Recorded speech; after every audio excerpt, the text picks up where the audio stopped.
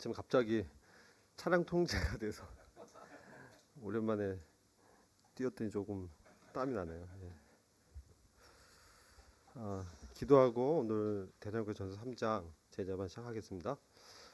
주님 감사합니다. 오늘도 주님께서 저희들에게 부활의 아침을 허락하셔서 또 주님의 몸된 교회 예배당에서 저희들 함께 말씀을 교제케 하신 거 감사합니다. 이 시간 성령께서 교통해 주시고 주님께서 저희들 향해 말씀하시는 그 메시지를 저희들이 개인적으로 받을 수 있도록 역사하여 주옵소서. 주님께 부탁하옵고 예수님의 이름으로 기도했습니다.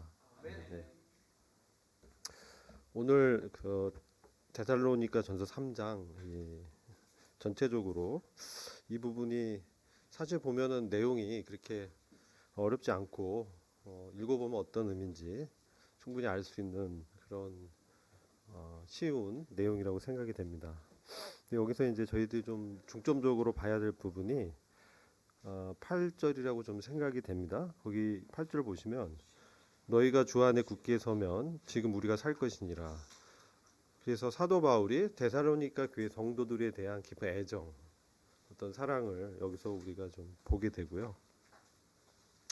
당시 이 교회의 어떤 상황을 좀 저희들이 배경을 이해해야 되는데 행전 17장을 보면은 이제 데살로니가와 이제 베레아로 이동하는 사도 바울의 어떤 피신이라고 할 수 있죠. 그래서 데살로니가에서 사실 한 3주 정도 말씀을 전하고 있었는데 유대인들이 또 내려와서 박해하는 것이죠. 그래서 또 피하고 이렇게 사도 바울은 어떤 장소에 오래 머물지는 못했던 것 같아요. 물론 이제 고린도 지역에 3년 정도 머물렀지만 잠깐 복음을 전하면 또 유대인들이 와서 핍박하고 이러니까 또 피신하고 이런 게 이제 반복이 되는 것을 보게 됩니다.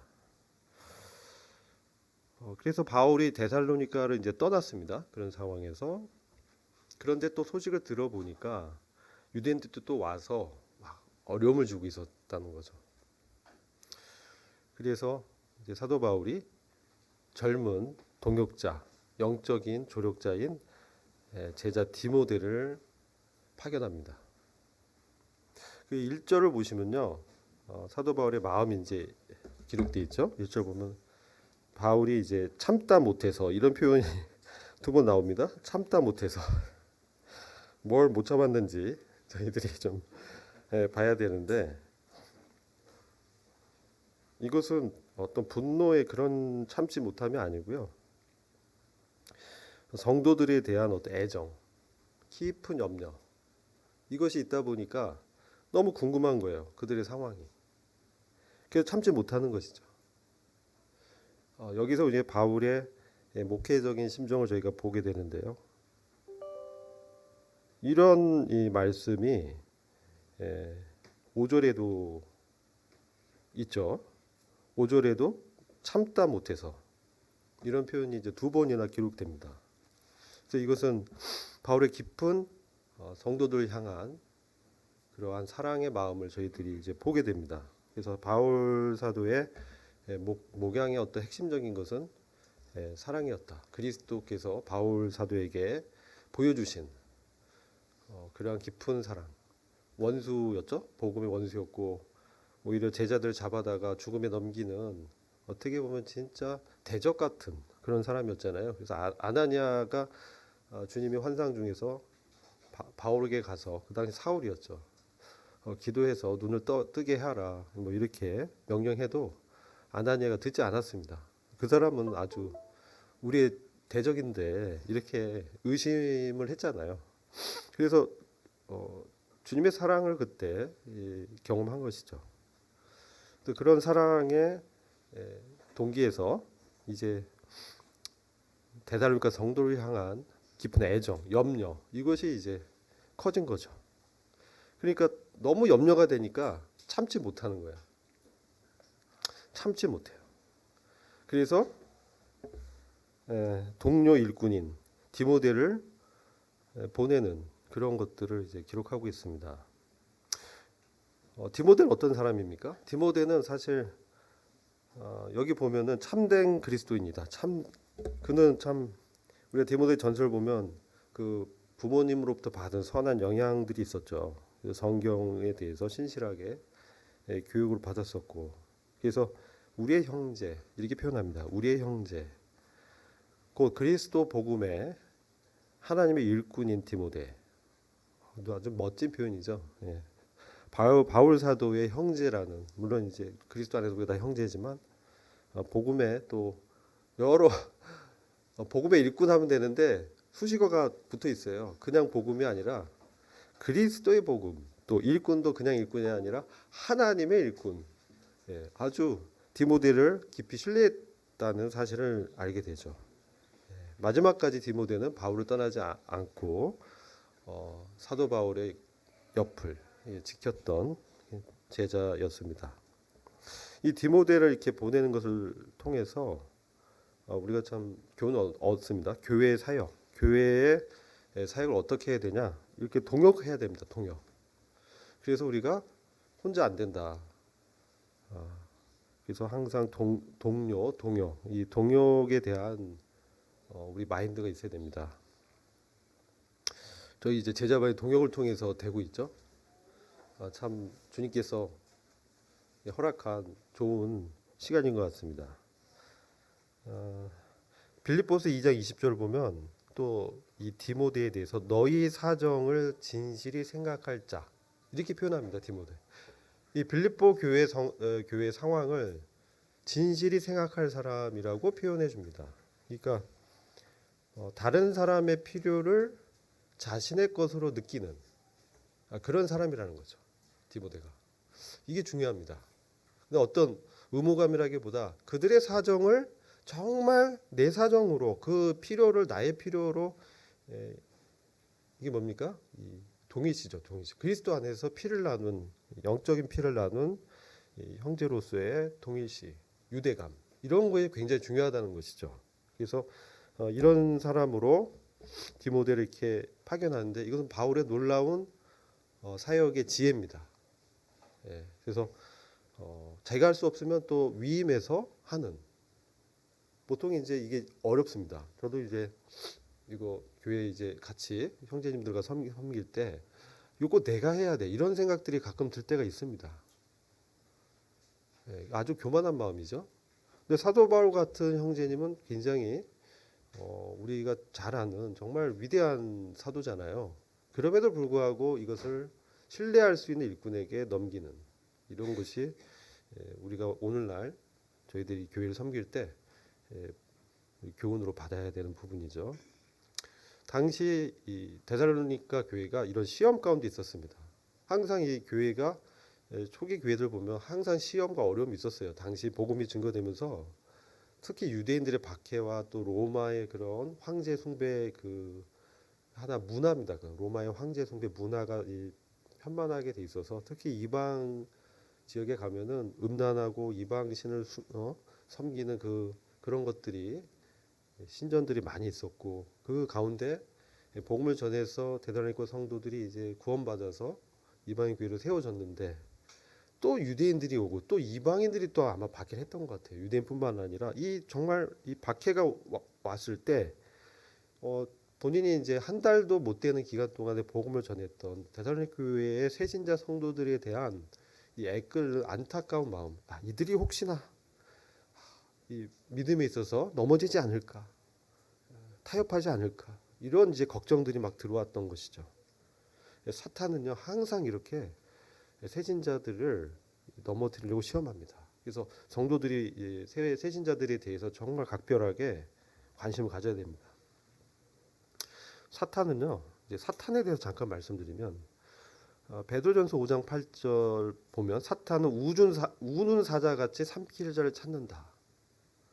사탄은 이렇게 사자처럼 신자를 삼키려고 합니다.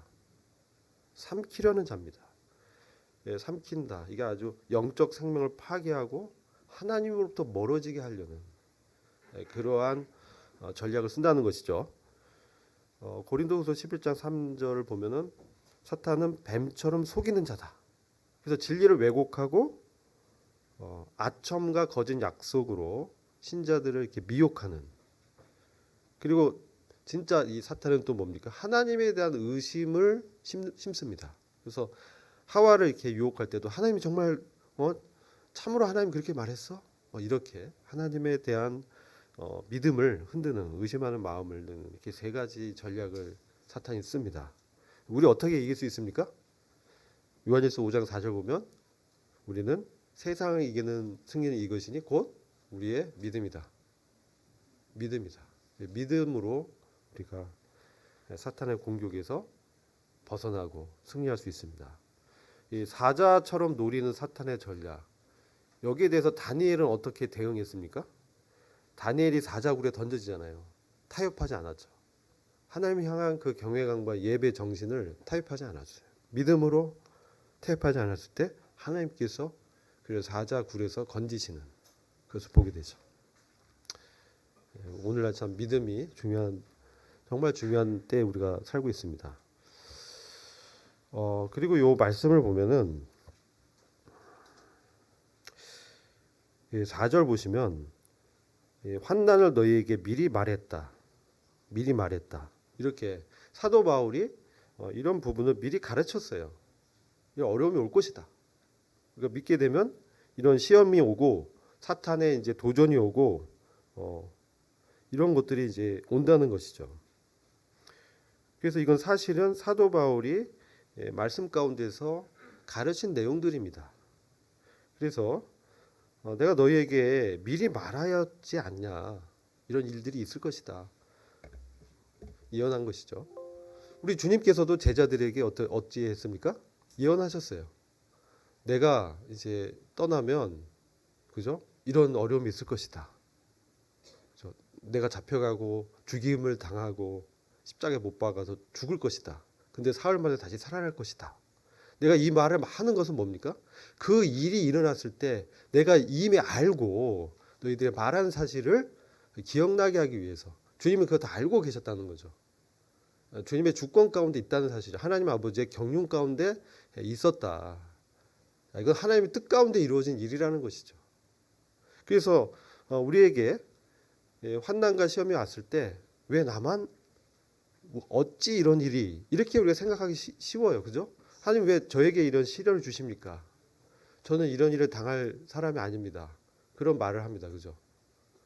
특히 요셉이 그러잖아요. 요셉 감옥에 갇혔잖아요. 정당하게 했는데 요셉에게 돌아온 것은 그를 감옥에, 그냥 보디발 장군이 감옥에 집어넣었어요. 죽일 수도 있었는데 하나님 긍휼을 베푸신 것 같아요. 그죠? 아내를 범하려고 했어? 괘씸한 이 종놈이.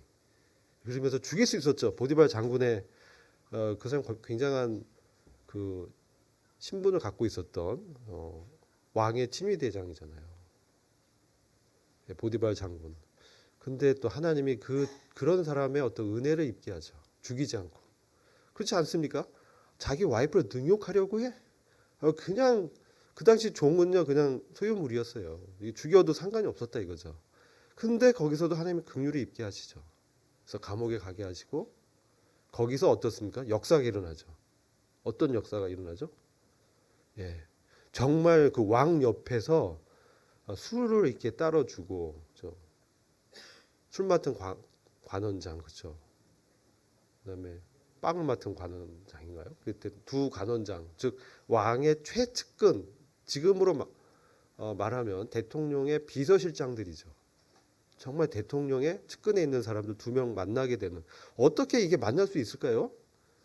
요셉이 타협했다면 못 만났어, 그죠? 슬쩍 그렇게 타협하고 했다면 감옥에 가지도 않았을 것이고, 그렇다면 그 관원장, 그 왕의 측근의 그 비서실장 같은 높은 관료를 어떻게 만나요, 종이? 하나님의 섭리 가운데 있다는 것이죠. 그래서 데살로니가 교회의 성도들이 지금 당하는 자기 이방 민족 또 유대 민족들의 핍박과 또 그 당시는 이제 먹고 사는 것도 이렇게 경제 활동도 막고, 또 우리와 이제 상거래하지 말자 뭐 이렇게 어려움을 주는 것이죠. 너희가 감히 그 로마의 그 신을, 황제를 숭배 안 하고 예수란 나사렛 그 죽은 그 십자가에서 처형당한 그 사람을 믿어? 괘씸한 뭐 이렇게. 그러면 그 당시 그리스도인의 별명은 무신론자에서 무신론자 아시죠?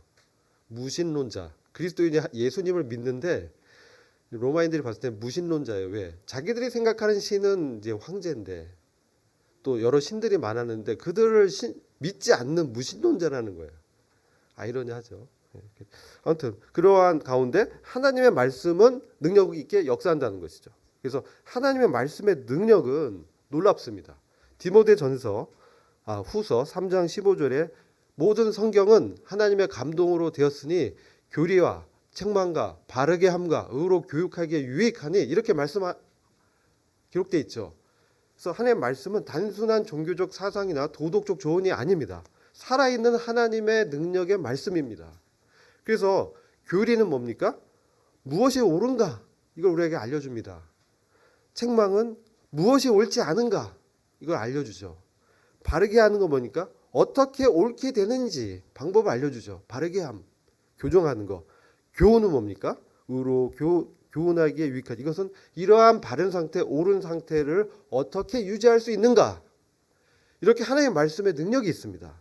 그리고 말씀은요, 마태복음 4장 4절 보면 그렇죠? 사람이 떡으로만 살 것이 아니요 하나님의 입에서 나오는 모든 말씀으로 살 것이니라. 사탄을 대적할 때 하나님의 말씀이 우리를 하는 양식이라는 것이죠. 시편 119편 105절은 하나님의 말씀은 내 발에 내 길의 빛이다. 그렇죠? 인도하는 빛입니다. 에베소서 6장 17절은 성령의 검 하나님의 말씀 무기로 또 말씀하시고 또 우리를 세우는 기초로 하나님의 말씀이 우리를 세웁니다. 그래서 하나님께서 이같이 말씀하시니라 이러면 사실은 끝난 것이죠. 그래서 주님께서도 시험 가운데 말씀을 활용하셨다. 우리도 또한 이 사탄의 시험과 박해와 어려움 이런 것들이 환경과 사람과 여러 관계 속에서 발생합니다. 그때 어떻게 이것을 이기냐? 믿음. 또 믿음은 하나님의 말씀에 기초한 것이죠. 들음으로 믿음이 이제 생겨지고 말씀을 지키고 행하게 됩니다. 그러니까 우리가 말씀을 지킨다는 건 마음 안에 말씀을 둔다, 묵상한다, 되뇌어서 생각해보고 기도하는 것이죠. 그랬을 때 이 말씀이 지켜지면서 행하는, 그대로 살게 되는 능력으로 우리에게 유익을 준다는 것입니다. 그래서 우리가 특별히 어려움을 당할 때 하나님의 말씀을 기초해서 주님이 왜 나한테 이렇게 어렵게 할까 이렇게 기도할 때 그래서 기도가 필요합니다. 그래서 하나님의 말씀과 기도는 동전의 양면처럼 매우 필요한 요소입니다. 그래서 말씀을 읽고 묵상하면서 기도할 때 시험을 이기면서 우리 안에서 하나님의 역사가 나타나는 것이죠. 그것을 사도 바울이 데살로니가 성도들에게 한 번 더 환기시켜 주기 위해서 이 전서를 쓴 겁니다. 이제 10절 보면 주야로 심히 간구함은 사도 바울은 이 제자들, 이 대장교회 성도들을 위해서 밤낮 간구했다. 뭐냐? 무엇을 간구했냐? 너희 얼굴을 보고 너희 부족함을 온전케 하기 위해서. 자, 우리가 이제 믿음의 성숙을 위해서 돕기 위해서는 진짜 주야로 밤낮 간절히 기도해야 된다는 것이죠. 사무엘이 사무엘 상 12장 23절 보면 기도를 쉬는 범죄를 짓지 않게 해달라고 이렇게 말씀합니다. 내가 너를 위하여 기도를 그치지 아니하여 여호와께 죄를 짓는 것을 금하노니 이렇게 이제 말씀하죠. 그래서 이 기도는 정말 중요합니다. 그래서 우리 기도에 힘써야 되죠. 그리고 12절 보면 너희도 피차간 모든 사람에 대한 사랑이 더욱 많아 넘치게 하사. 사실 이제 참된 사랑은 시련 속에서 깊어집니다. 그런 거예요. 사실 어려움 가운데, 전후의 가운데, 같은 시련 가운데, 어려움 가운데 있으면 어떻습니까? 너도 그래? 나도 그래. 너도 어려워? 너도 그런 사람 만났어? 에이, 나도 그런데. 우리 기도하자. 서로 막 뒷담화하면 안 되죠. 기도해야 됩니다. 그때 뭡니까?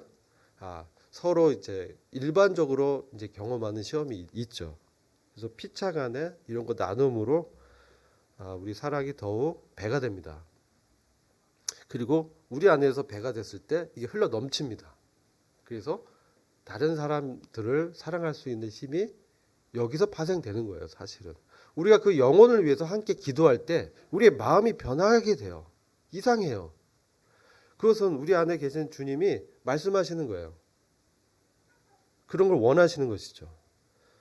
그리고 13절 보시면 우리 주 예수께서 그의 모든 성도와 함께 강림하실 때 하나님 우리 아버지 앞에서 거룩함에 흠이 없게 하시기 원하노라. 주님의 재림은 우리의 거룩한 삶을 위한 강력한 동기가 됩니다. 만약 주님이 한시간에 오신다. 이거 알면 어떻게 될까요? 뒤집어지죠. 내일 오신다. 야, 오늘 뭐 하지? 네. 뭐 스피노자인가요? 내일 지구가 멸망해도 한 그루 사과나무를 심을 거야. 그럴 수 있을까요? 모르겠습니다. 자기 살아가는 친구들에게 전화하겠죠. 예수를 믿어야 돼. 내일 오셔. 뭐 이렇게 우리가 그런 다미 선교처럼 되면 안 되지만 주님의 이제 그 재림은 거룩한 삶을 위한 동기가 되죠. 그래서 우리가 이렇게 바울이 이렇게 3장에서 말씀하고 있는 것들을 좀 살펴봐야 됩니다. 사실 이제 믿음이라는 거는요, 시험을 통해서 더 강해집니다. 마치 이제 비닐하우스의 온실 안의 화초는 잘 자라는 것 같지만 그 비닐하우스 걷으면 그냥 시들어 죽어요. 여러분 사자들이 그 새끼를 아주 강하게 키우죠. 독수리가 그 새끼 독수리 강하게 키웁니다. 그냥 밀어버립니다, 절벽에. 날지 못하면 떨어져 죽는 거예요, 사실은. 네, 때로 이제 시련이 참 이 야박하게 느껴지지만 사실 그것은 우리가 그 시험을 통해서 성장해 나가게 하시는 하나님의 섭리 가운데 있다는 것이죠. 그래서 믿음의 시험과 성장이 동반합니다.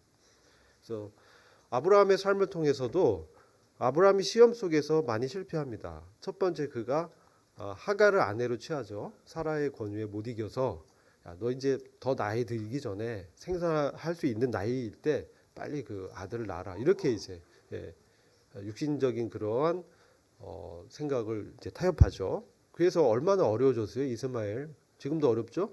예.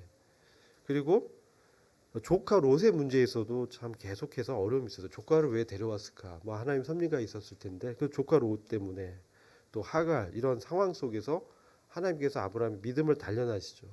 그리고 여러 이제 애굽으로 가면 안 되는데 또 애굽으로 가죠. 어려워지니까.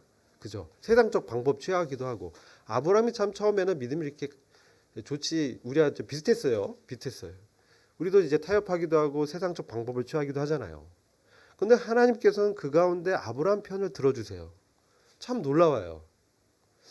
아브라함한테 때려줄 수도 있는데 그렇지 않으셨어요. 하나님의 무조건적인 언약 가운데서 아브라함 편에서 그 관계 가운데 오는 시험에 넘어져도 다시 이길 수 있도록 격려하시고 나타나시고 오히려 그 상대방을 오히려 이제 훈계하시고 너 잘못하고 있어. 아브라함 보고 잘못하고 있다. 이렇게보다 상대방을 이제 훈계하십니다. 그래서 마지막에 이삭을 바치는 시험을 통과하게 하시죠. 이게 놀라운 거면 사실은 여기 결정적으로 아브라함의 그 믿음이 확 세워지는 것이 자기 아들을 바칠 때 바로 그리스도의 모용인 이삭을 바치죠. 그렇죠? 그때 하나님께서 그리스도를 바치는 그 심정을 미리 아브라함을 통해서 보여주는 것이죠. 그래서 희생적인 그렇지만 부활의 믿음이 있었기 때문에 하나님 신뢰했기 때문에 그간의 자기의 어떤 약점과 넘어짐과 어려움과 실패 속에서 자기를 지켜주시고 위로해주시고 격려하신 그 하나님에 대한 신뢰, 그 하나님의 은혜에 대한 믿음 이것이 있었기 때문에 이삭을 바치는 데까지 그의 믿음이 성장한 것이죠. 그래서 시험과 함께 성장합니다. 그 데살로니가 후서 1장 3절 보면 너희 믿음이 심히 자라고 다 각기 서로 사랑함이 풍성함이며 이렇게 믿음이 이제 자란다라는 믿음 자라는 거예요. 믿음은 성장합니다.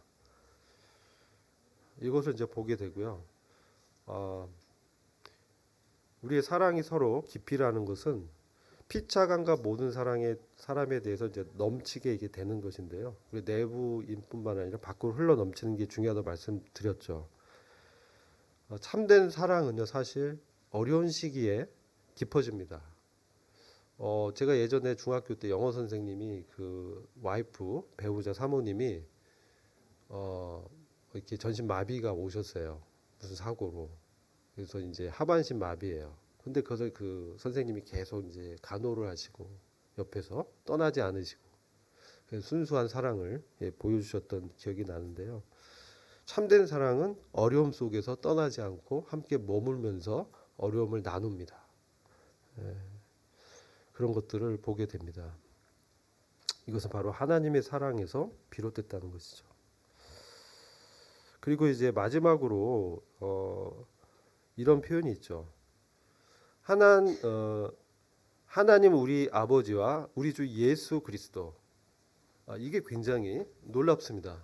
11절 보면 하나님 우리 아버지와 우리 주 예수는 우리 길을 너희에게로 직행하게 하옵시고, 이렇게 이제 사도 바울이 우리의 삶의 방향을 인도하시는 하나님 아버지에 대해서 말씀하면서 우리 주 예수 그리스도가 함께하죠. 우리 주 예수 그리스도 하나님 아버지다. 이게 고린도후서 7장 6장을 보면 하나님은 그 후반부 마지막을 보면 하나님은 우리에게 아버지가 되기를 원하시고요. 우리의 자녀 되니 친근한 관계를 원하세요. 하나님의 이제 마음은. 그래서 하나님 아버지, 이게 참 놀라운 표현인 거예요. 그리고 우리 주 예수 그리스도.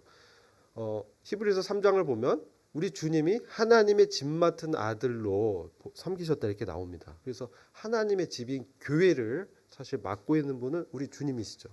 이것은 사실 이전에 이 왕들, 솔로몬 왕이나 다윗 왕 때는 처음에 이제 번영했잖아요. 그때는 선지자가 없었어요. 선지자들이 없었어. 왜? 물론 이제 나단이 이제 다윗을 이제 지적하긴 하지만 대부분이 선지자들보다는 왕과 직접 하나님이 교통하셨어요. 그것은 이제 그러나 이제 후대로 가면서 왕이 타락하면서 선지자들이 이게 들어오잖아요. 교회도 마찬가지예요. 교회도 주님과의 교통이 이제 깨어 있는 사람들, 형제들을 통해서 교회가 잠들어 있거나 주님으로부터 멀어 있을 때, 말세에 이렇게 배도하는 교회, 라우디게 교회는 주님 문 밖에 있었잖아요. 그러할 때 주님께서 개개인을 통해서 말씀하세요.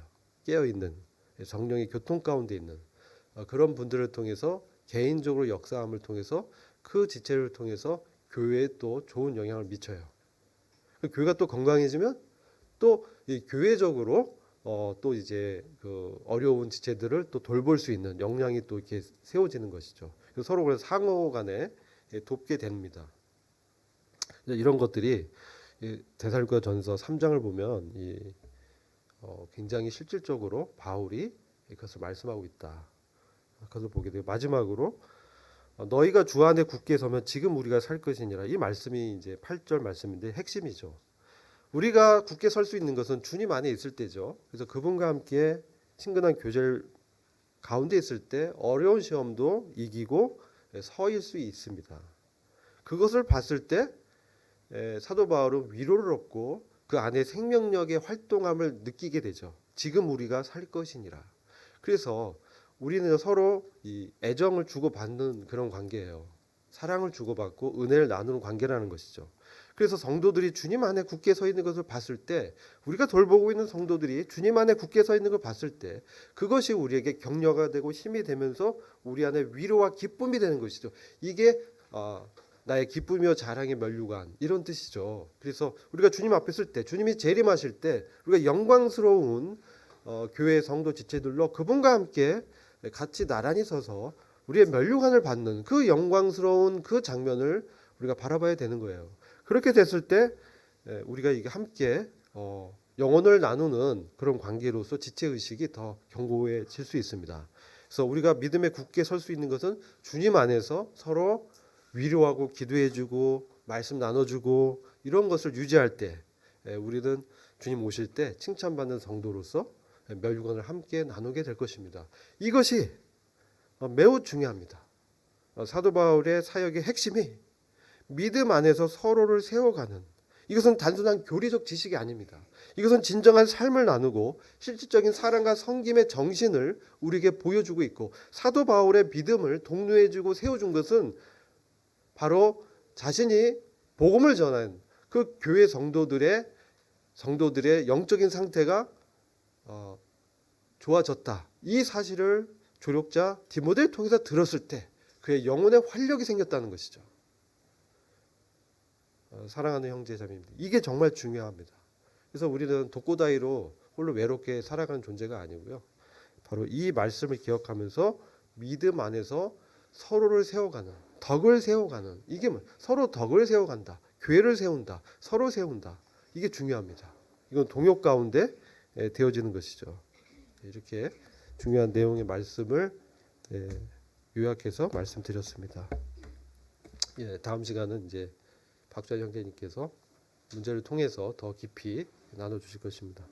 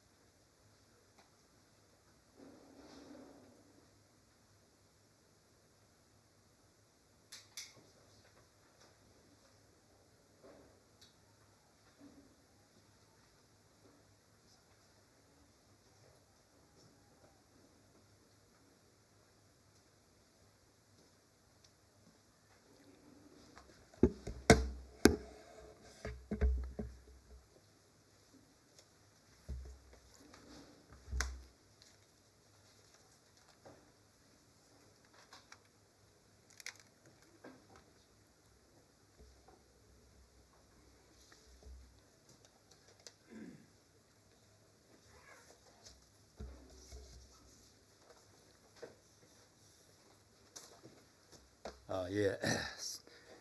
3장 문제풀이 들어가겠습니다.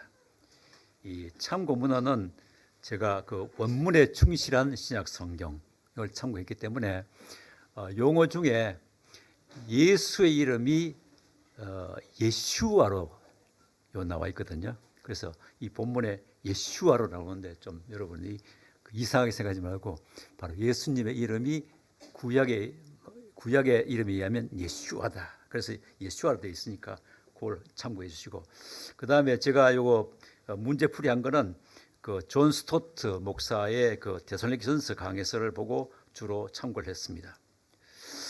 1번 문제는 그 바울이 데살로니가 교회에 디모데를 보낸 것이 단순한 방문 이상의 의미를 갖는 이유는 무엇인가, 또 이것이 오늘날 교회에 주는 교훈은 무엇인가 라는 그런 질문입니다. 이 디모데를 그 데살로니가 보낸 이유가 세 가지가 나와 있습니다. 첫째는 그들의 믿음을 굳건히 하고 그들의 믿음을 위로하고 격려하기 위함이었습니다. 두 번째는 그 아무도 환난 속에서 흔들리지 않게 하는 것이었습니다. 이 환난 당하게 된 것이 우리의 믿는 자들에게는 필수적이라는 것을 보여주고 있습니다. 4절에 보면 우리가 여러분과 함께 있을 때 우리가 환난을 겪게 되어 있다는 것을 미리 여러분에게 말했는데 여러분이 아는 대로 실제로 그렇게 되었다. 환난은 우리에게 닥치게 되어 있다는 것을 불가피성을 말씀해 주고 있습니다. 세 번째는 더 이상 참을 수 없어서 그들의 믿음을 알아버렸고 그들을 보내니까 디모데를 보냈습니다. 이 세 가지 이유 때문에 보냈습니다. 그런데 이것이 현재 우리 교회에 주는 교훈은 무엇인가를 생각해 보면 새로 회심한 그 초신자들에게 우리 성도들이 끊임없이 관심을 가져야 된다는 것을 보여주고 있습니다. 대개 보면 이 구도자일 경우에는 우리 많은 관심을 가지고 복음을 전하고 하는데, 일단 그 침례받고 나게 되면 좀 우리가 좀 관심을 소홀히 할 수 있거든요. 그래서 이 사도 바울이 이 데살로니가 교회 성도들을 위해서 이런 염려하는 거 보면 우리도 이 초신자들에게 끊임없이 관심을 가지고 또 그들에게 마음 믿음의 상태를 점검하고 또 그들이 다시 세상으로 다시 돌아가지 않도록 그들을 권면하고 또 그들을 위해서 기도해야 된다는 것을 우리에게 보여주고 있습니다. 그 다음 6절부터 10절까지는 디모데가 돌아와서 어떤 좋은 소식을 전할 수 있었는가, 그것이 데살로니가 교인들에 대한 걱정 가운데 있는 바울에게 어떤 영향을 미쳤는가, 그의 반응은 어땠는가. 이 질문이 우리 교재하고 조금 다른데, 여기 이제 스토트 목사가 만든 교재에서 제가 떼왔습니다. 그래서 디모데가 와서 전한 세 가지 좋은 소식은 우리가 이미 공부했습니다. 데살로니가 교인들의 믿음과 사랑에 대한 기쁜 소식이었다. 그러니까 믿음과 사랑, 이것이 우리 그리스도인의 특징이라고 볼 수 있지 않습니까? 그다음 두 번째는 그들이 항상 바울을 잘 생각하는 것이다. 바울에 대한 아주 좋은 즐거운 기억, 기쁜 기억, 그런 걸 항상 가지고 있었다는 것을 보고했습니다. 세 번째는 바울 일행이 그들을 보고 싶어하는 것처럼 그들도 바울을 보고 싶어한다. 그래서 이 상호간에 어떤 사랑의 깊이가 있는 것을 보여주고 있습니다. 그것이 이제 그 사도 디모데의 그 보고가 데살로니가 교인들에 대한 걱정 가운데 있던 바울에게 어떤 영향을 미쳤는가, 또 그의 반응은 어땠는가를 우리가 이미 공부했습니다. 그들의 믿음을 통해서 사도 바울은 모든 고난과 환난 중에도 위로와 격려를 받았다고 7절에서 말씀하고 있습니다.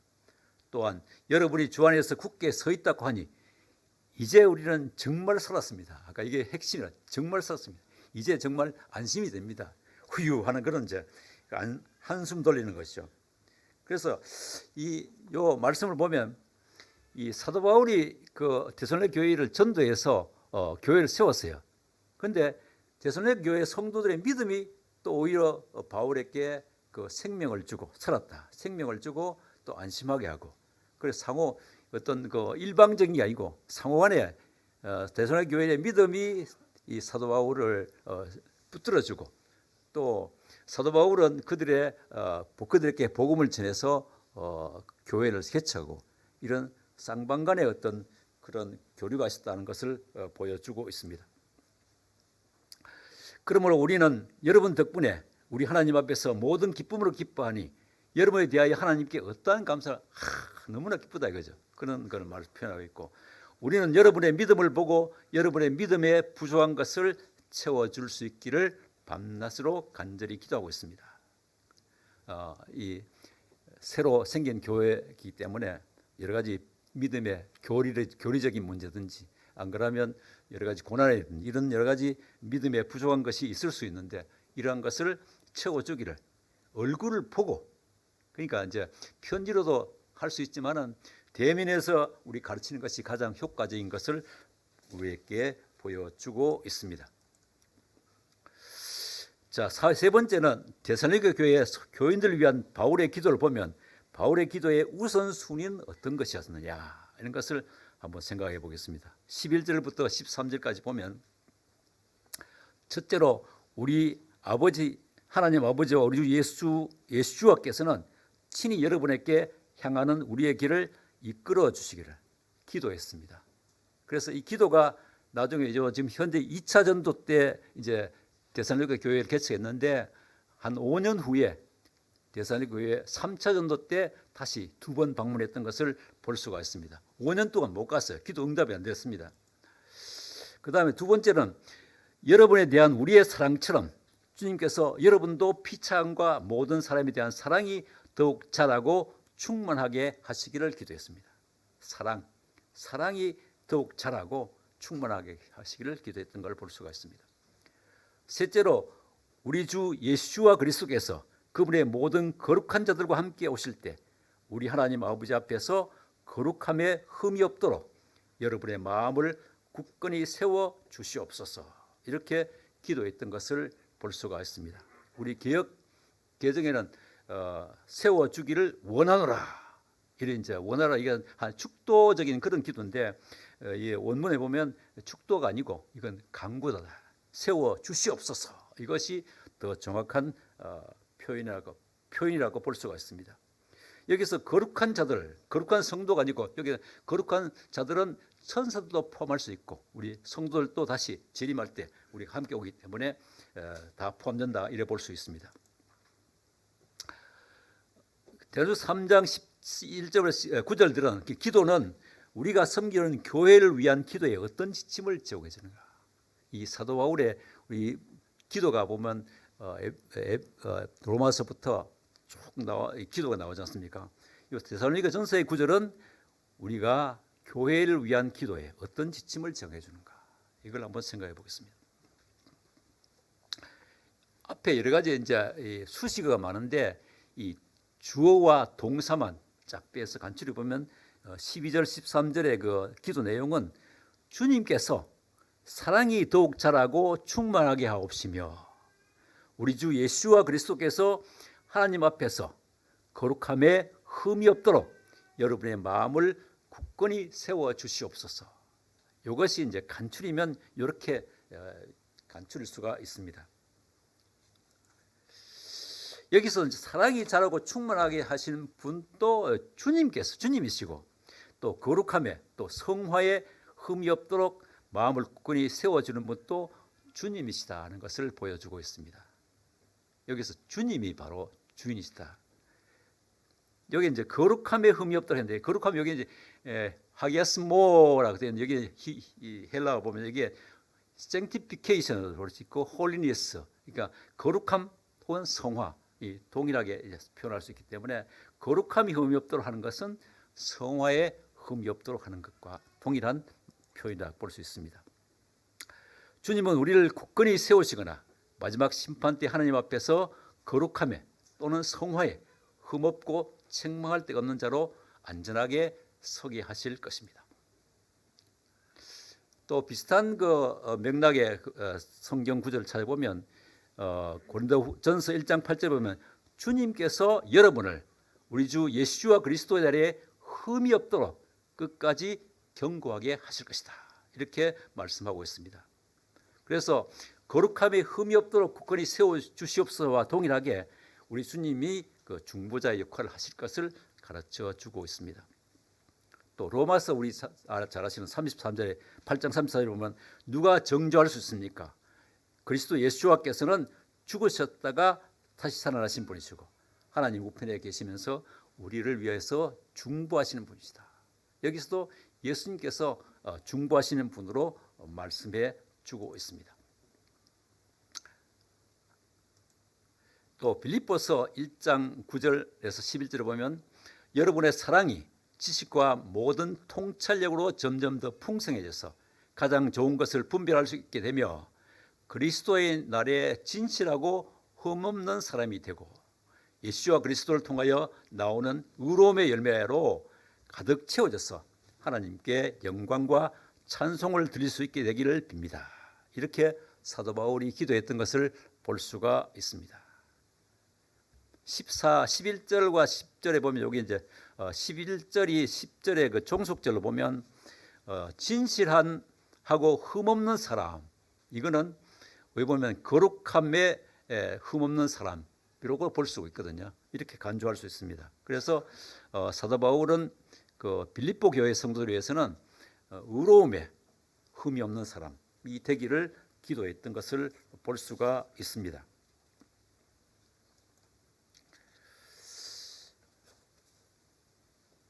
따라서 이제 그리스도의 날에 우리들이 성화에도 흠없게 하실 분은 그리스도이시고 또 의로움에도 흠없게 하실 분은 그리스도이시다 하는 것을 여기서 두 구절을 보면 알 수가 있습니다.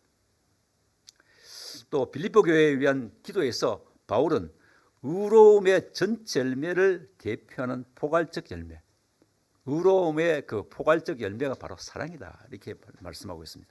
사랑이 지식과 모든 통찰력으로 점점 더 풍부해져서 가장 좋은 것을 분별할 수 있게 되며 그리스도의 날에 진실하고 흠없는 사람이 되기를 기도했던 것을 볼 수가 있습니다. 사랑이다. 그래서 사랑과 의로움, 사랑과 거룩함이 밀접하게 연결되어 있음을 우리가 볼 수가 있습니다. 우리가 성화하면 두 가지 측면이 있다고 우리가 알 수 있잖아요. 그 신분적인 성화와 점진적인 성화 두 가지로 볼 수가 있습니다. 신분적인 성화는 이미 우리가 그리스도 안에서 의로운 자가 되었다. 거룩하게 자가 되었다. 그렇게 말씀하고 있지 않습니까? 에베소 1장 4절에 보면 창세전에 그리스도 안에서 우리를 선택하셔서 우리가 그분 앞에 거룩하고 거룩함에 흠이 없도록 하신다.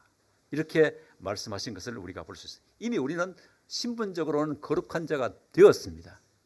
그렇지만 우리는 점진적 성화를 이루어 가야 합니다. 그래서 점진적 성화는 뭐냐? 우리가 옛 본성을 우리가 벗어버리고 죄와 더러움에서 분리되어서 하나님을 향하여 우리 나아가는 하나의 과정이라 이렇게 볼 수 있습니다.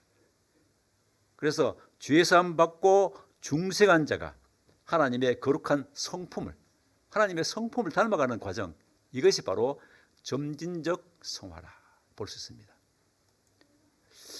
그래서 점진적 성화는 개인의 성품과 삶 가운데 실질적인 변화가 일어나서 신앙의 인격의 성숙이 일어난다고 볼 수가 있습니다. 근데 그래서 이 점진적 성화는 우리 보면 하나님께서 또 성령님께서 일방적으로 하는 게 아니라 성령님과 우리 믿는 자의 합작품이다. 그 성령님께서 하시지만은 우리 개인적으로 노력해야 된다는 것을 보여주고 있습니다. 그 성화는 어떻게 하느냐? 아까 형님께서 말씀하셨지만 마음에 심어진 말씀과 기도로서 우리가 성화를 이루어간다. 말씀과 기도로서. 중요한 것은 마음에 심어진 말씀이라 이거든요. 마음에 심어진 말씀, 이거는 우리 마음속에 새겨진 말씀이다. 다시 말하면 우리 마음에 암송된 말씀. 그러니까 우리가 이제 말씀을 많이 읽고 또 많이 듣고 설교 듣고 하지만 그것은 뭐냐면 이쪽 귀로 들어왔다가 이쪽 귀로 나가 흘러가 버리거든요. 그래서 우리가 말씀을 암송할 때 그 말씀이 우리 속에서 그 새겨져서 또 위에 보면 그 심어져서 그 말씀이 우리를 통해서 다시금 그 역사할 수 있도록 일할 수 있도록 하는 것이 바로 중요한 거거든요. 그리고 교회에서 우리가 이 말씀 암송에 대한 중요성을 우리가 다시 한번 우리 새롭게 할 필요가 있다고 생각됩니다.